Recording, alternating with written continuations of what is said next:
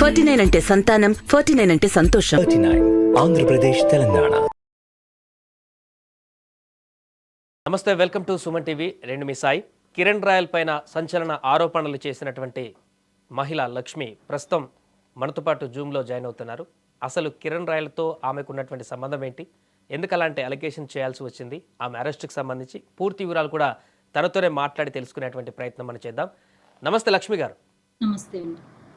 లక్ష్మి గారు, మీరు అరెస్ట్ అయిన తర్వాత మళ్ళీ బయటకు వచ్చిన తర్వాత ప్రెస్ మీట్లో అనేక అంశాలని లేవనెత్తడం జరిగింది. కొన్ని ఆధారాలు కూడా ఉన్నాయంటూ కూడా చెప్పడం జరిగింది.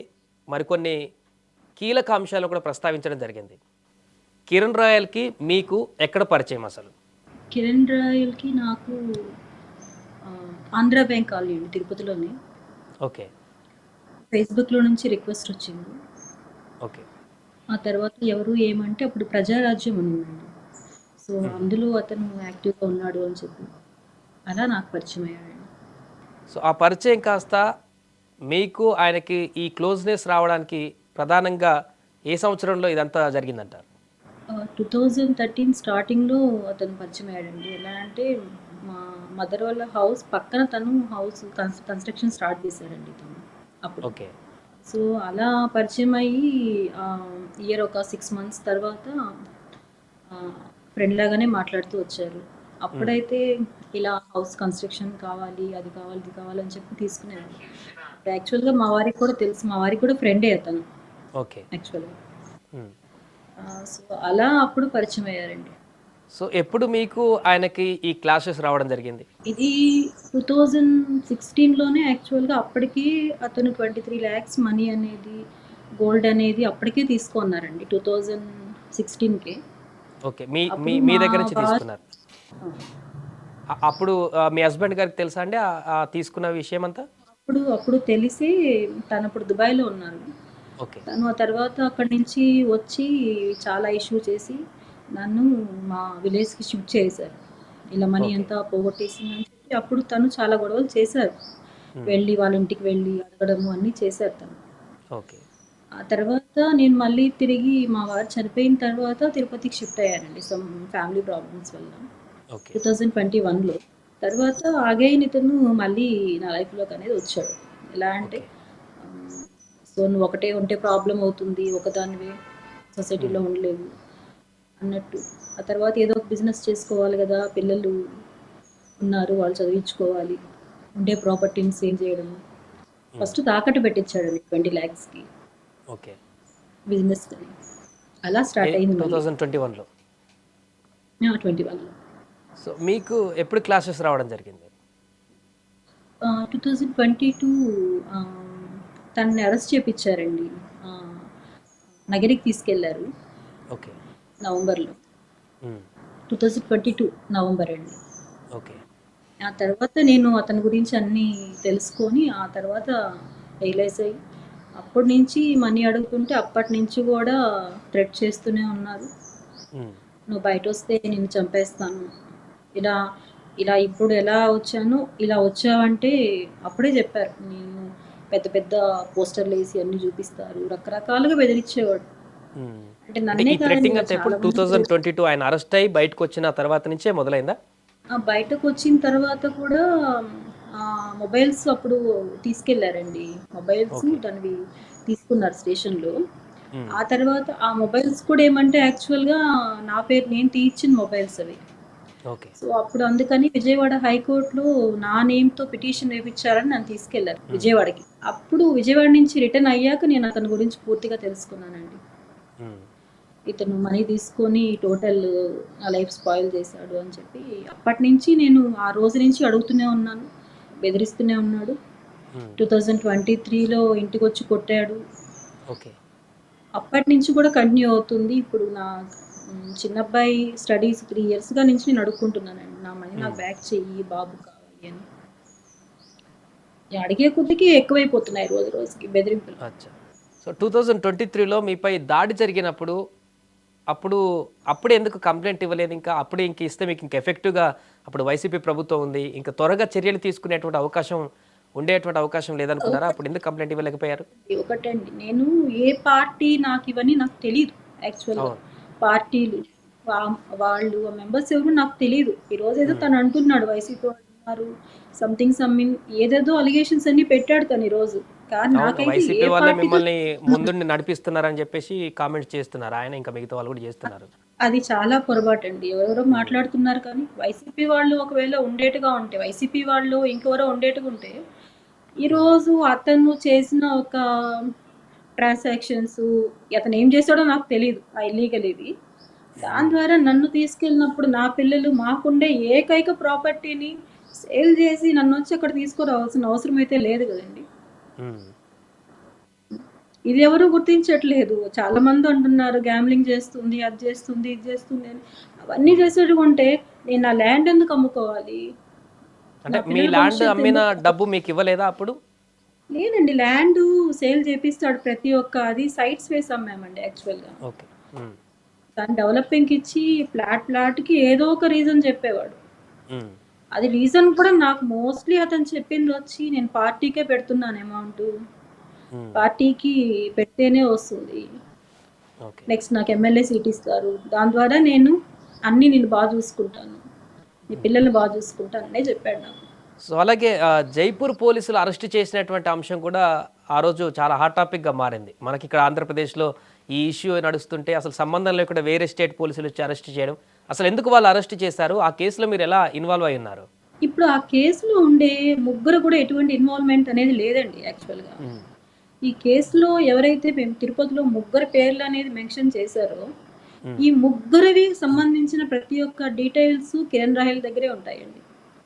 మీరు ఆ ముగ్గురి యొక్క అకౌంట్ డీటెయిల్స్ చెక్ చేశారంటే అతనికి సంబంధించిన ట్రాన్సాక్షన్సే ఉంటాయి అందులో.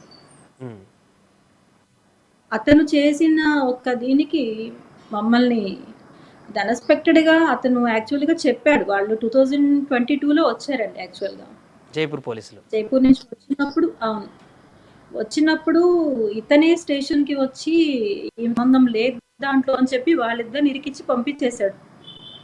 ఆన్ ది స్పాట్ ఆ స్టేషన్లో అతనే వచ్చి అతనే మాట్లాడి పంపించేశాడు. ఆ తర్వాత నాకు చెప్పాడు, నీకు దానికి ఎటువంటి సంబంధం లేదు, నువ్వేం భయపడాల్సిన అవసరం లేదు, నేను చూసుకుంటానని చెప్పి. ఆ తర్వాత కూడా నేను కొన్ని ట్రాన్సాక్షన్స్ అతను బుక్ చేసిన జైపూర్ ఫ్లైట్ టికెట్స్ అన్ని కూడా నేను ప్రొవైడ్ చేయడం జరిగిందండి.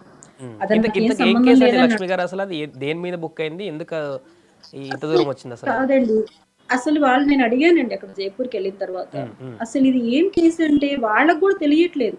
అసలు ఏం కేసు అంటే వాళ్ళు అంటున్నారు ఒక 4 అకౌంట్స్ నుంచి మీ అకౌంట్కి మనీ వచ్చి మీ అకౌంట్ నుంచి డ్రా చేయడం జరిగింది, ఇంకొకరికి పంపించడం జరిగింది. సో అందుకని ఈ నలుగురు ప్లస్ నేను 5వ దాన్ని నా నేమ్ ఉంది అందులో. ఇందులో ఇంకొక విషయం ఏమంటే మా వారు చనిపోయిన తర్వాత, తను జూన్లో చనిపోతే డిసెంబర్ వరకు కూడా కిరణ్ రాయల్ మా వారి అకౌంట్ వాడేవారు. ఐడిబిఐ అకౌంట్ క్లోజ్ అయ్యే వరకు రన్లోనే ఉంది. అతనే వాడేవాడు, అతనే అన్ని ట్రాన్సాక్షన్స్ చేసుకునేవాడు. అంత నమ్మాను నేను అతన్ని, అంత నమ్మించాడు. అంత నమ్మి ఈరోజు నా పిల్లలకే లైఫ్ లేకుండా అయ్యిందండి. సో ఇప్పుడు మీరు ఇన్ని రోజుల నుంచి ఓపిక పట్టి మొన్న రీసెంట్గా కొద్ది రోజుల క్రితం అనుకుంటా ఇప్పుడే బయటికి రావడానికి ప్రత్యేకమైనటువంటి కారణం ఏమన్నా ఉందా? ఉన్నాయండి కారణాలు. మా పెద్దబ్బాయికి యాక్సిడెంట్ అయ్యిందండి. యాక్సిడెంట్ అయ్యి సర్జరీ ఒకటి చేయాలని చెప్పారు మేజర్గా. సో ఆ సర్జరీకి ఏమైందంటే ఇమీడియట్గా 10 lakh రూపీ పే చేయాలి నేను. ఓకే. అది చాలా మేజర్ సర్జరీ అయింది, లెఫ్ట్ ఎల్బో. నేను అలాంటి టైంలో నాకంటూ ఇంకెవరు లేరు. ఎందుకంటే ఈ కిరణ్ రాయల్ విషయంలో నాకు టోటల్ ఫ్యామిలీ అనేది దూరం అయిపోయింది. ఎందుకంటే అందరూ ఎవరన్నా అంతే కదండి, తెలిసిన తర్వాత ఎవరన్నా కూడా దూరమే పెడతారు ఇంట్లో. ఈయన ఏం హెల్ప్ చేయలేదా? మీ కిరణ్ రాయల్ గారిని అడగలేదా ఆ టైంలో బాబుకు బాగాలేదని చెప్పేసి, డబ్బులు కావాలని చెప్పేసి? అవి అడిగితేనే వచ్చిందే సార్ ఇవన్నీ. అవి అడుగుతున్నాను. మా చిన్నబ్బాయికి బాబు 3 yearsగా మెడిసిన్కి పంపించాలని చెప్పి కాలేజ్కి కడుతూనే ఉన్నాను ఫీజెస్. తను అన్నాడు వాళ్ళ చిన్నబ్బాయి డ్రీమ్స్లో ఉంటాడు ఫారిన్కి వెళ్ళాలి అనేసి. వాళ్ళ లైఫ్ని నాశనం చేసింది మెయిన్ కిరణ్ రాయలే. అడుక్కున్నాను, అడుక్కుంటూనే ఉన్నాను, నా బాబుని పంపించాలి. అదే వాళ్ళ పిల్లలకైతే lakhs, 10 lakhs, 20 lakhs పెట్టి కాలేజ్లో జాయిన్ చేయించుకున్నాడు. ఇంత చేసిన దాన్ని నేను అడిగేసరికి చంపేస్తాను, యాక్సిడెంట్ చేసి చంపేస్తాను అని బెదిరింపులు. అంటే కంప్లీట్గా ఆర్థిక లావాదేవీలకు సంబంధించినటువంటి ఇష్యూస్ కారణంగానే మీ ఇద్దరి మధ్య డిస్టర్బెన్స్ కానీ గొడవలు కానీ జరగడం అయిందన్నమాట. అవును. సో ఇప్పుడు అంటే ప్రధానంగా అతను నన్ను మోసం చేశాడు కూడా నాకు అప్పుడే అర్థమైందండి. ఎందుకంటే ఇతనికి నేను ఒక్కదాన్నే కాదు, ఇంకా చాలా మంది ఉన్నారు.